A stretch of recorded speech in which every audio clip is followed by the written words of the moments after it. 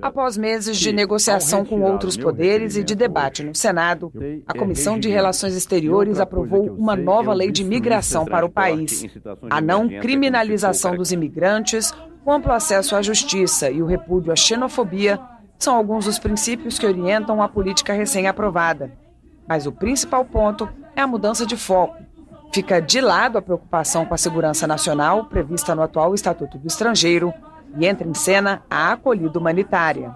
O atual Estatuto dos Estrangeiros é uma lei de 1980, um período muito fechado da nossa história. Uma lei baseada em doutrinas como a doutrina de segurança nacional. Ou seja, o estrangeiro é visto mais como um intruso que tem deveres e tem imposições do que efetivamente um partícipe da construção histórica, da construção social do país, como é de fato a verdadeira história do Brasil, que é construída, forjada em migração. Hoje a política de vistos é uma política extremamente complexa e burocrática. Um exemplo, o nosso visto de turista não inclui o visto de negócios, como boa parte dos países o fazem. Não há possibilidade, por exemplo, de eu vir ao Brasil e procurar um emprego legalmente. Isso, evidentemente, induz a irregularidade. Pessoas não procuram o nosso país simplesmente por um desejo ou por um capricho. Procuram porque querem e desejam ter acesso e direito à prosperidade, a emprego, a trabalho, a vida, a felicidade, enfim. A lei, portanto, ela trata de todas essas questões e ela foca, sobretudo, na preocupação do acolhimento.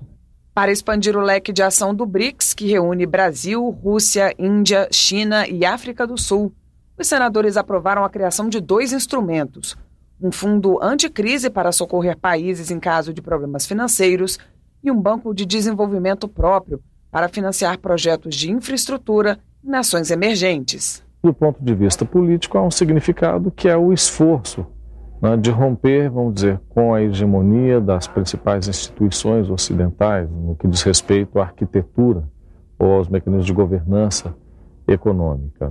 É uma tentativa justamente de diversificar esse universo e de ter instrumentos, ferramentas como um banco de desenvolvimento mais voltados para as percepções, necessidades dos próprios países em desenvolvimento. Muito da cara que o BRICS virá a assumir no futuro vai derivar das suas políticas de empréstimo. Ao fazer um projeto de infraestrutura, que tipo de condicionalidades vão ser necessárias, quais vão ser os padrões que você vai exigir, serão os padrões brasileiros, chineses, indianos, você vai ter que discutir tudo isso. É uma proteção, especialmente para os BRICS, e, portanto, uma proposta sem mexer no orçamento e sem impacto fiscal, absolutamente procedente para, de certa maneira, em situações aí de emergência, os países que pertencem aos BRICS se protegerem de eventuais crises internacionais. A comissão votou ainda pela criação do Grupo Brasil-Peru,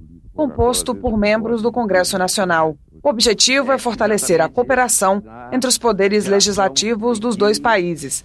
As nações sul-americanas já são parceiras em projetos de infraestrutura e integração energética. Os senadores também se dedicaram à realização de audiências públicas. A mais recente foi sobre as dificuldades que o Comando Militar da Amazônia enfrenta para controlar as fronteiras do Brasil. Além da grande extensão do território e da carência de infraestrutura, grande parte da área abrange rios e lagoas, áreas de proteção ambiental e terras indígenas, onde não é permitido construir estradas ou postos de controle. Atualmente, o principal desafio é o combate do narcotráfico. O Brasil não é produtor ainda de cocaína, e depois eu vou voltar a comentar esse ainda, mas é corredor de passagem, e é o segundo maior consumidor de coca do mundo, atrás apenas dos Estados Unidos. As nossas fronteiras terrestres, hoje, eu não diria humanamente impossível protegê-las, mas com esse CISFRON aí acho que vai ser possível, elas têm que ser protegidas de alguma forma, porque são muito vastas. Só o meu estado tem 1.300 quilômetros de fronteira com a Bolívia. Já em reunião com o ministro do Desenvolvimento, o debate tratou de formas para ampliar as trocas com os Estados Unidos, principal destino dos manufaturados aqui produzidos. Para Armando Monteiro, a venda de bens de alto valor agregado deve orientar o comércio exterior brasileiro. Temos um grande desafio hoje no Brasil, que é de reorientar a nossa própria política comercial, não significando que não tenhamos ainda nas commodities um importantíssimo vetor de crescimento do comércio exterior. Mas, se não recuperarmos a nossa posição na área das manufaturas, nós vamos perder esse trem e aí sim nós teremos condenados a ter cada vez mais uma indústria menor no Brasil. A comissão também recebeu visitantes internacionais. As venezuelanas Lilian Tintori e Mitzi Capriles vieram ao Senado em busca de apoio para tentar libertar os políticos e esposos Leopoldo Lopes e Antônio Ledesma. Senadores presentes à audiência não apenas cobraram do governo brasileiro uma atitude mais dura de repúdio ao que vem ocorrendo no país vizinho, como viajaram à Venezuela para visitar líderes oposicionistas ao governo de Nicolás Maduro. Os senadores ainda fizeram uma série de sabatinas para confirmar a indicação de novos nomes para ocupar embaixadas brasileiras em diferentes lugares do mundo, como Moçambique, França, Angola e Estados Unidos.